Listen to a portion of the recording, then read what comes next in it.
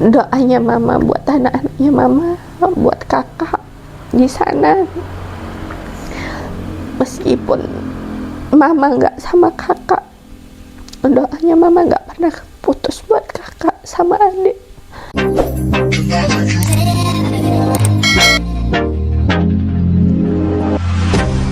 I can't get you out of my mind. It's like I feel it for the first time. Teman-teman, kembali lagi bersama aku di Curahan Hati. Oke, kali ini aku bersama Bumil cantik, sabar dan strong woman. Siapakah dia? Kakak iparku. Halo. Namanya siapa, Mbak? Ratih. Umurnya berapa? 32. Oke, kita akan tanya-tanya seputar kehidupan kakak iparku. Umur pertama kali nikah umur berapa? 19. Kenapa kok langsung kepikiran untuk menikah? Kenapa kok tidak meneruskan ke jenjang perkuliahan? Apa ya? Pengen, capek sudah belajar terus.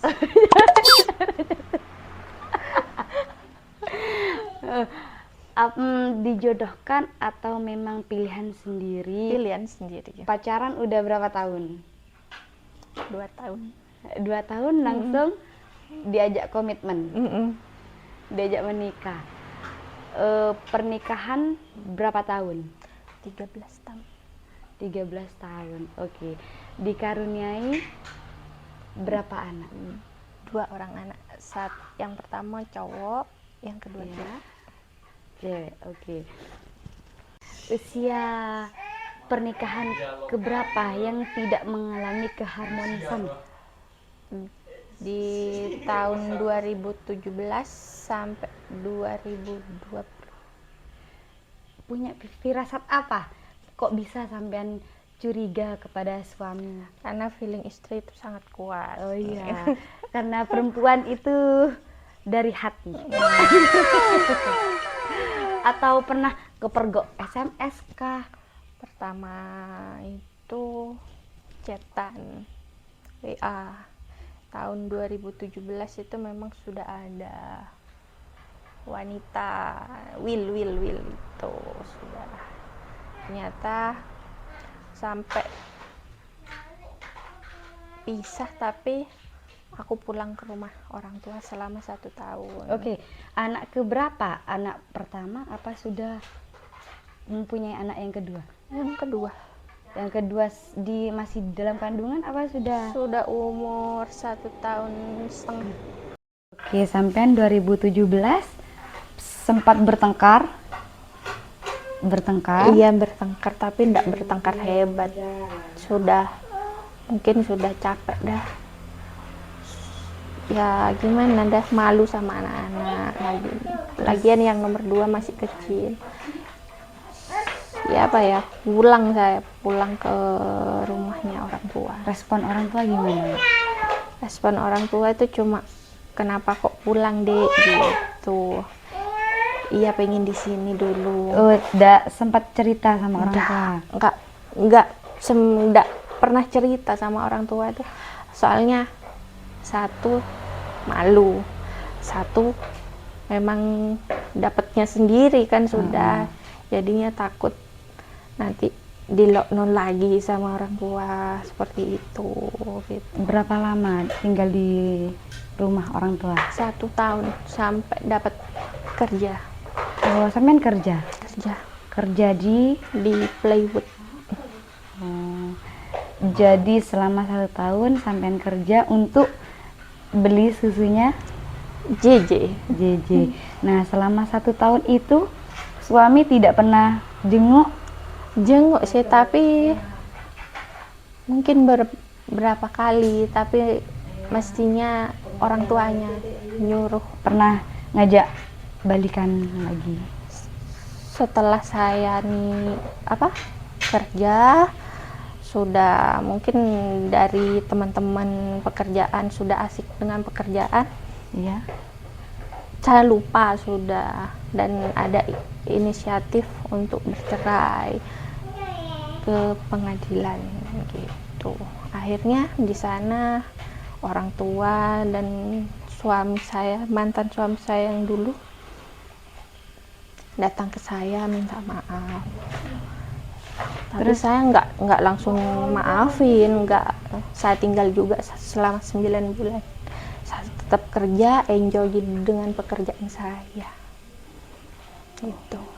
Terus sampean suami tetap minta Terus, maaf, terus berjuang dengan tiap hari nyambangi anak yang nomor 2. Ya, ini Kenapa sampean pada akhirnya luluh kembali? ya anak pertama Gusti, dia ditelepon Gusti nggak mau sekolah, soalnya ada temennya itu yang tahu kalau saya sama papanya mau bercerai. Malu ya, masa saya memikirkan diri saya egois kan, nggak. Jadi ya Sempat dibully di sekolah. Ya sudah, pelan-pelan saya akhirnya luluh demi anak yang demi anak yang pertama. Tapi sudah kalau pernah dikhianati, rasa kepercayaan, iya, sudah nggak kayak dulu lagi gitu. Akhirnya selama berapa berjalan? selama 2 tahun Baik-baik aja. Baik-baik aja dengan mungkin dengan bisnisnya yang kan pembisnis mantan suami itu. Bisnis apa, Mbak? Kayu. Oh, kayu. Ya bisa ekspor sendiri ke luar negeri. Mungkin dengan banyak uang ya, dengan pokoknya apa dah bisa dibeli. Jadi pada tahun 2019 berarti 2018 saya kembali sama dia, bisnisnya lancar lagi. Sampai 2020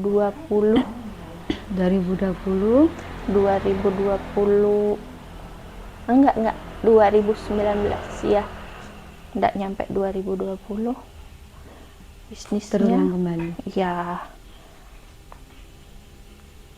yang selingkuh lagi. 2019 selingkuh kembali. Nah, kenapa sampean kok bisa tahu kalau suami itu selingkuh lagi? Banyak yang bilang, teman-temannya. Oh, tahu dari Temen. luar orang. Dari temennya itu, selingkuhannya itu bukan orang Bondowoso, orang Jawa. Oh, orang Jawa. Nah, Dia kenal di Mojokerto di tempat ekspor. sampean dengar dari orang kan nggak langsung percaya toh? Memang nggak percaya dulu. Akhirnya si Gusti itu minta HP, tapi bukan HP yang baru, handphone yang baru bukan, handphone punya papanya. Oh. Dari itu saya tahu pas ada foto-foto yang mungkin lupa nggak dihapus itu. Foto berdua Mesra banget, pangku di pangku yang perempuan, dipeluk, diajak makan di restoran itu. Nah, setelah melihat foto itu langsung tanya ke suami? Saya enggak langsung bilang sama suami. Saya pergi ke orang tuanya. Oh iya, terus Saya bilang ke orang tuanya, ini apa gitu. Kok seperti ini lagi, kok ngulangi lagi seperti ini. Saya bilang. Orang tuanya cuma diam, nggak bisa apa-apa sudah.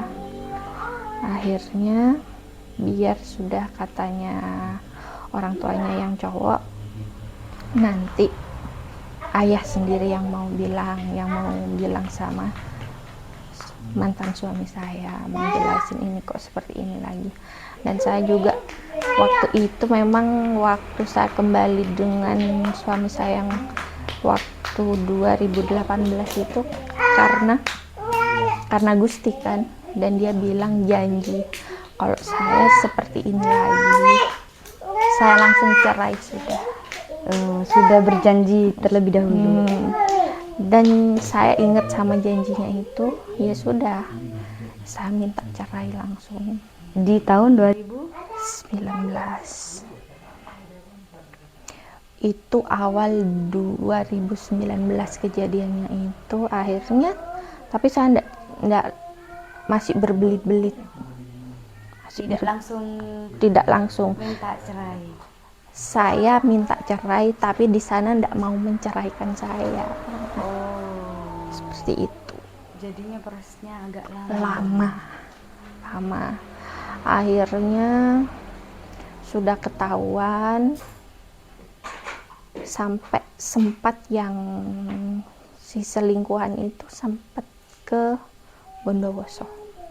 Dijemput sama suami. Dia datang sendiri naik bus, tapi ditaruh di hotel. Dia bermalam di hotel mungkin kira-kira ada 2 mingguan. Sampean nggak bisa tahu? Karena teman-temannya itu mungkin salah satu itu anggota TNI. Temannya itu mungkin kasihan ya sama saya, kasihan. Dia cuma bocorin sedikit-sedikit, nggak langsung semuanya, cuma sing sabar gitu. Saya kadang tanya, kok belum pulang Pak gitu.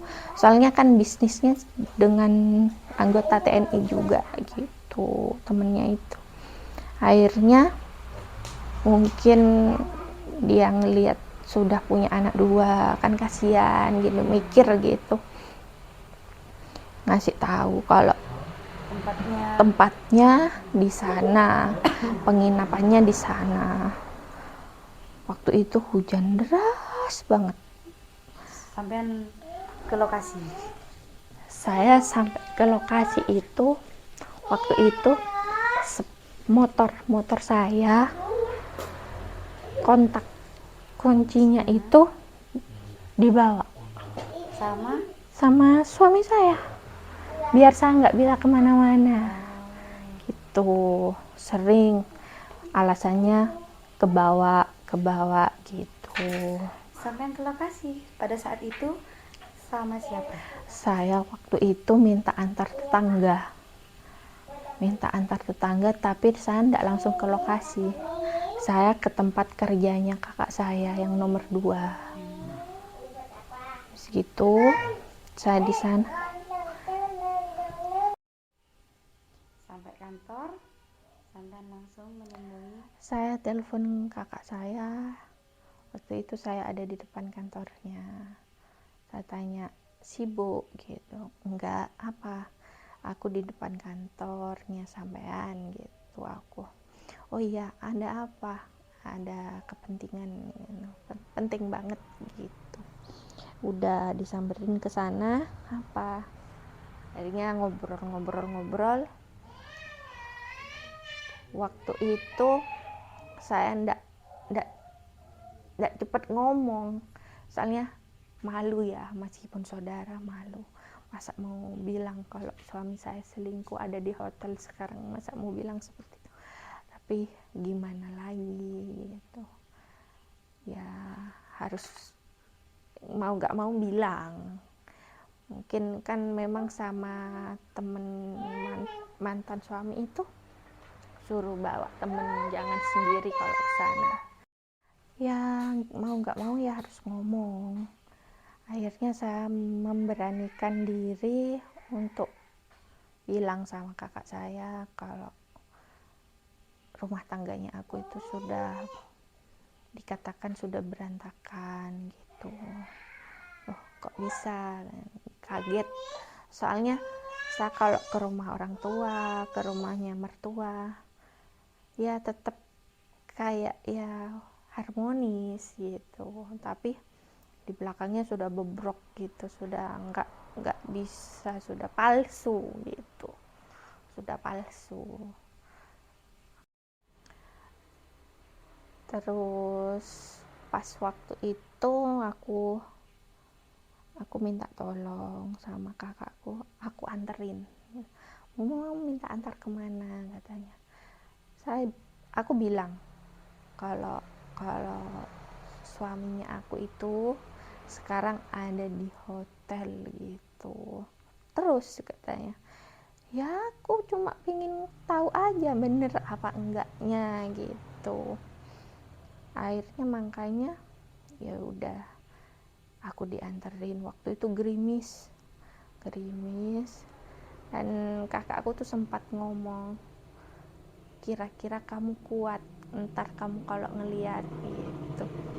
Iya aku kuat, nggak boleh nangis ya, nggak nangis sudah gitu. Akhirnya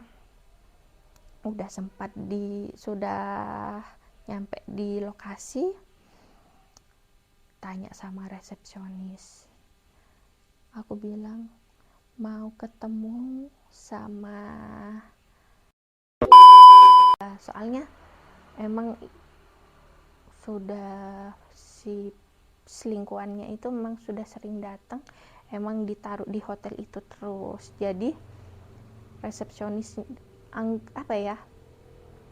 dititipkan gitu, jadi ditip gitu sudah, jadi nggak akan ada kayak kepergok apa gitu. Saya kesana tuh bilang kalau saya ini adiknya gitu. Saya nggak bilang kalau saya itu istrinya, enggak. Takut resepsinya Tahu. Saya bilang cari anak. Saya bilang gitu. Sampean siapa? Saya bilang saya adiknya gitu. Ada keperluan apa? Ini mau nganterin obat gitu. Dan saya itu sempat dengar kalau selingkuhan suami saya itu sakit waktu itu, ada di hotel, mau nganterin obat buat buat istrinya. Saya bilang gitu. Oh iya. Akhirnya dianterin ke kamar itu. Di kamar itu cuma ada perempuan, ada selingkuhannya. Waktu itu suami saya masih keluar, dan itu dengan acara bisnisnya. Waktu itu ada bisnis kayu. Saya cuma gini, saya tahu, mungkin dia tahu dengan saya, langsung pintunya ditutup lagi. Berarti sampean sempat ngetok lihat mukanya, diketokkan waktu itu sama resepsionis, mbak gitu, ada adik mau nganterin obat gitu. Dia ngerespon, langsung dibukain pintu.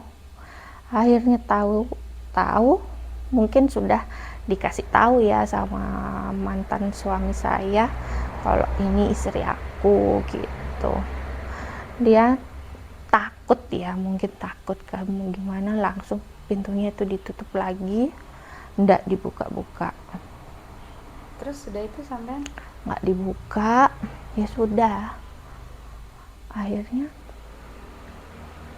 resepsionisnya itu kaget, sampean siapa mbak kok ditutup? Saya adiknya. Saya tetap bilang kalau saya adiknya, tapi kok ditutup lagi pintunya, nggak percaya. Loh, nggak tahu, mungkin nggak tahu loh.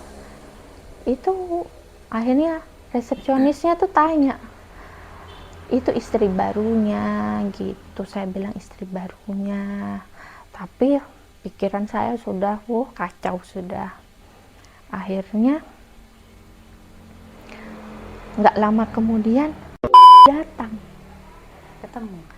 ketemu sama saya, ketemu sama kakak saya sembunyi memang itu, ketemu Dia kaget, nggak bisa ngomong. Akhirnya kakak saya datang, nggak mau ribut ya, namanya masih keluarga, malu lagi, apalagi di hotel seperti itu. Akhirnya ayo ngomong di tempat lain aja gitu. Akhirnya ngomong di, Perasaan sampean di saat itu sempat nangis? sudah cukup air mata. Saya nggak bisa nangis waktu itu, saya cuma kaget. Yang nangis itu malah kakak saya. Iya, bener. Saya itu sudah capek, sudah mungkin batin saya sudah capek. Akhirnya ngomong di warung waktu itu, di warung kopi. Akhirnya kakak saya itu bilang gini, ini maunya gimana gitu. Dan saya bilang, aku mau cerai aja udah mas, aku capek gitu. Aku ya udah, kalau memang maunya kamu seperti itu, ayo pulang ke rumahnya orang tuanya Angga, kamu pamit. Sempat seperti itu, kamu pamit baik-baik, nggak boleh marah-marah, sudah yang kuat. Bilang gitu. Sudah, saya dibonceng, bukan ikut suami saya, saya ikut kakak saya. Dia bawa mobil, saya bawa motor. Hujan-hujan waktu itu, hujannya nggak reda-reda. Sampai di sana orang tuanya kayak nggak ada apa-apa, nggak tahu. Akhirnya kakak saya itu ngomong sama orang tuanya Angga ya, bilang maaf sebelumnya gitu, ini sama Ratih mau bercerai, katanya seperti itu. Loh kok mau cerai gitu. Akhirnya saya ceritakan ke orang tuanya kalau ini sudah 2 minggu bawa selingkuhannya ada di hotel. Dan orang tuanya itu tidak percaya, enggak, dia nutupin. Sudah anaknya salah masih ditutupin. Saya itu enggak bohong gitu. Saya bilang saya sudah ke tempat hotel itu sama kakak saya, sama Mas Gale gitu. Akhirnya mau ya apa ya, akhirnya orang tuanya nggak bisa berkutik lagi. Sudah memang ternyata orang tuanya itu tahu kalau anaknya itu selingkuh seperti itu. Akhirnya kedua orang tuanya bilang terserah sudah kalau seperti itu. Iya, saya cuma bilang iya, saya minta secepatnya, saya minta dia bilang seperti itu. Dan saya dibawa pulang sama kakak saya, pulang ke rumah saya Sama Jiji? ya. Saya pulang dulu, beres-beres di rumah yang saya tempati. Saya kan sudah punya rumah sendiri kan. Pulang, ambil baju, beres-beres, dan saya diantarkan ke rumah orang tua. Sampai di sana saya langsung masuk kamar, nggak ngomong apa-apa, pintu saya kunci, saya langsung tidur. Tapi nggak tidur, saya tetap di kamar. 1 minggu di rumah pasti anak-anak nanyain papanya. Ya, Kan gimana cara ngomong sama Jiji? waktu itu JJ dibawa waktu itu dalam keadaan tidur. Sudah malam kan, malam. Saya cuma bilang sama JJ, di rumahnya Ayang dulu ya gitu, rumahnya Ayang Uti dulu di sini. Dia tanya, aku nggak sekolah, libur gitu. Saya bilang gitu. Akhirnya kepikiran sama yang pertama, anak yang pertama. Soalnya apa-apa masih saya, kan sekolah sudah. Akhirnya saya 1 minggu 1 minggu itu datang si mantan suami itu datang, ayo pulang dulu, kalau memang maunya kamu bercerai, ayo pulang dulu, ngomongin di rumah, jangan di sini, nggak enak gitu. Tapi orang tua saya masih masih baik, masih bisa menerima sama mantan suami saya. Sudah sana pulang sayang, ngomong baik-baik. Dia tuh bilang, saya nggak mau ceraikan kamu, saya masih sayang sama kamu, gimana nggak akan saya ceraikan kamu karena kamu ibu dari anak-anak saya gitu. Loh, kalau nggak mau cerai gimana ya? Dia nggak bisa, saya tanya, kamu bisa ninggal dia apa enggak gitu. Aku nggak bisa milih katanya. Itu dia kasihan, dia sayang juga. Ya sudah, harus pilih salah satu gitu. Dan aku nggak mau dipoligami. Nggak terlintas di hidupnya aku kalau aku dipoligami. Sudah, kalau kamu memang lebih sayang sama dia, sudah teruskan. Aku nggak apa-apa. Kamu bawa Gusti, aku bawa JJ. Dan rumah berserta isinya itu sudah, aku nggak mau gugat-gugat, sudah terserah mau diapain.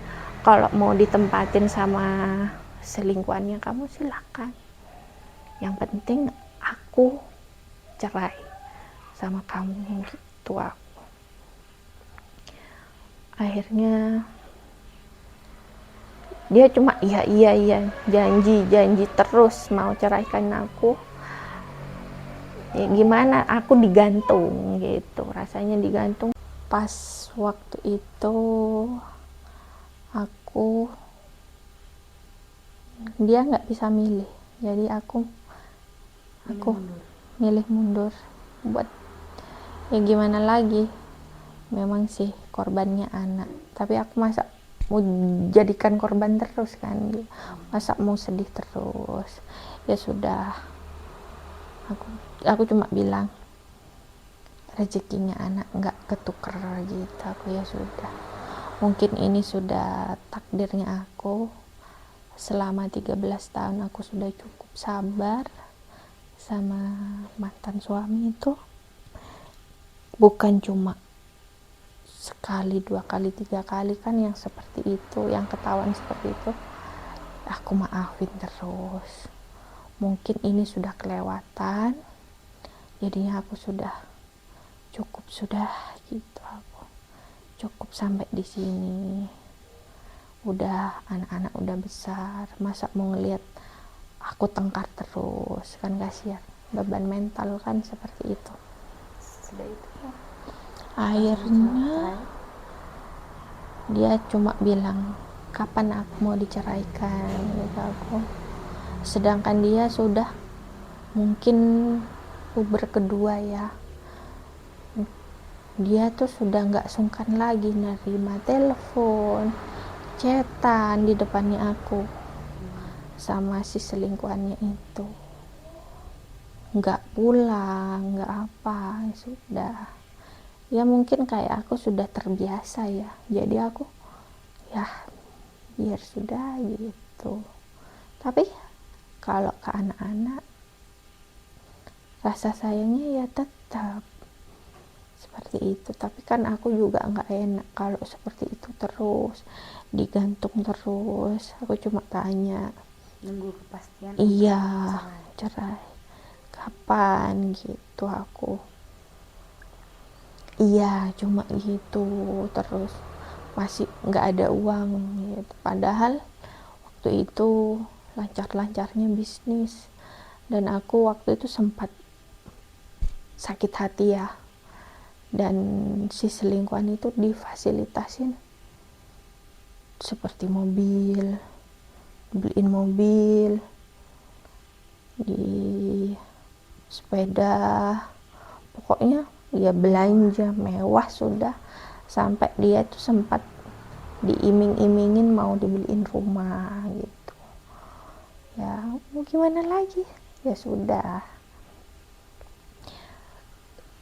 Kenapa aku nggak digituin gitu aku, tapi ya sudah dah, aku ikhlas sudah waktu itu, yang penting aku cerai gitu. Aku akhirnya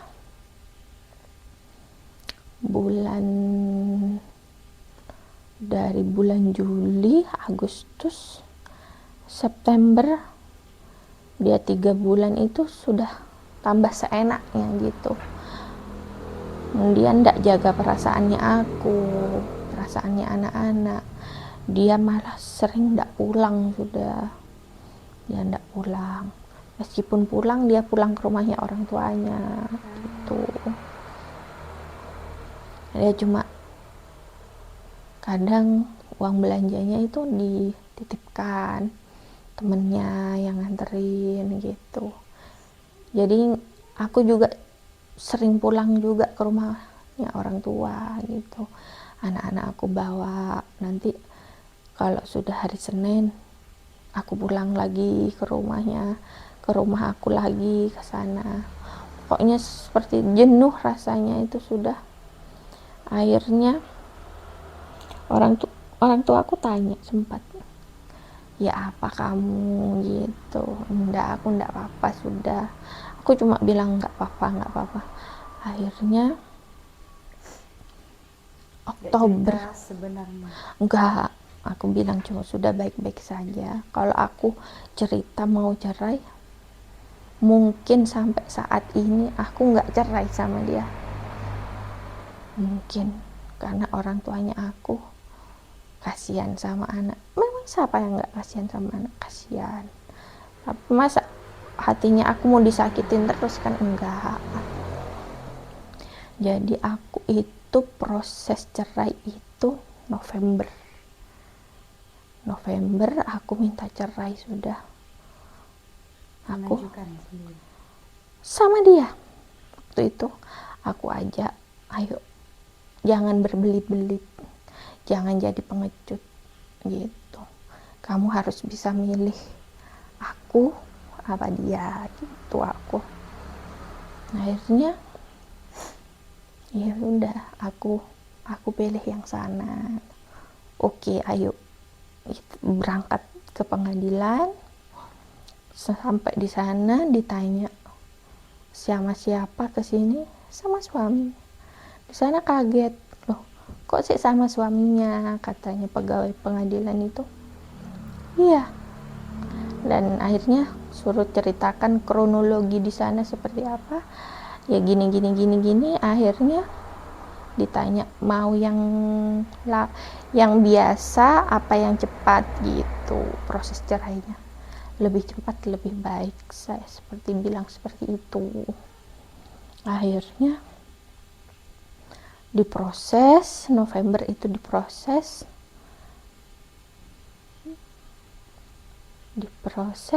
waktu itu 2 minggu saya sudah selesai resmi.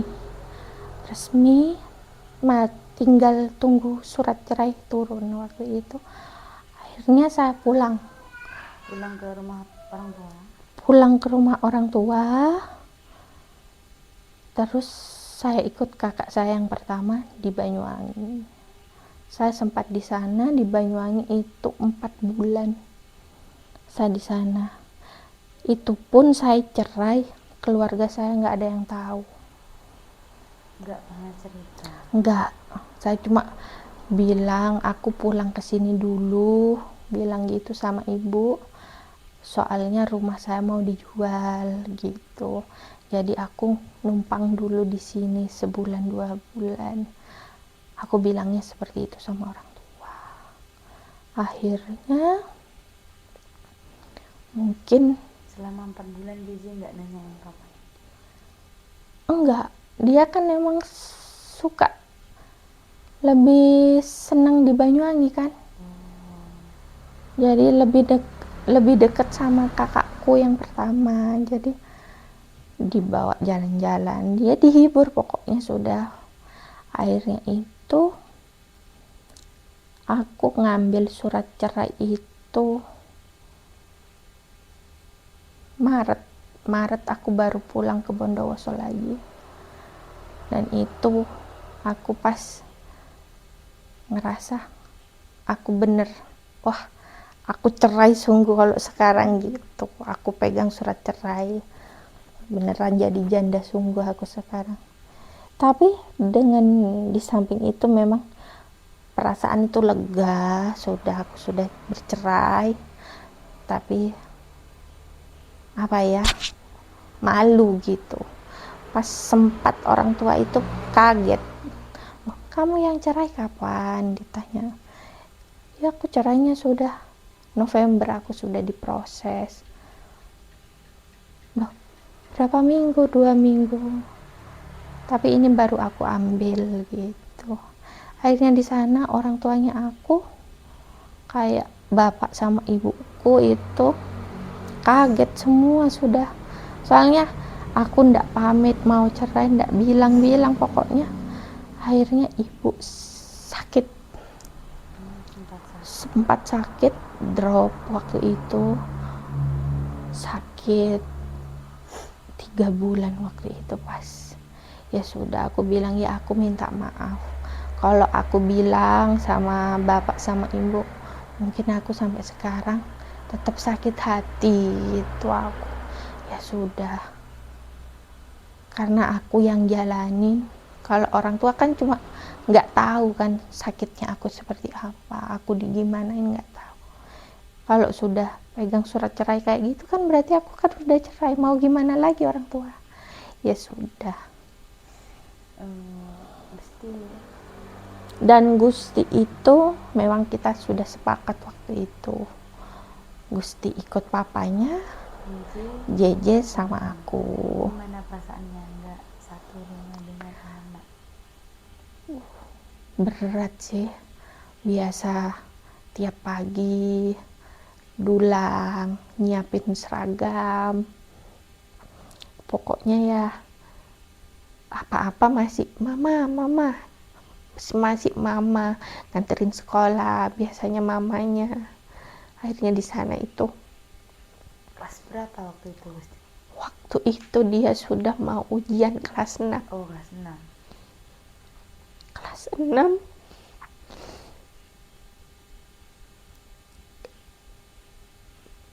aku sempat pulang ke rumah orang tua itu, aku nggak pamit sama Gusti. Ya aku nggak bilang kalau aku sudah pisah sama bapaknya. Itu cuma Pesan untuk Gusti.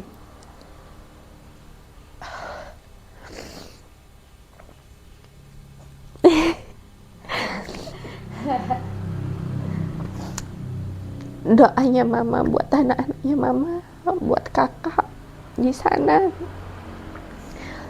Meskipun mama nggak sama kakak, doanya mama nggak pernah putus buat kakak sama adik. Sampai kapan, sampai mati pun kakak anaknya mama.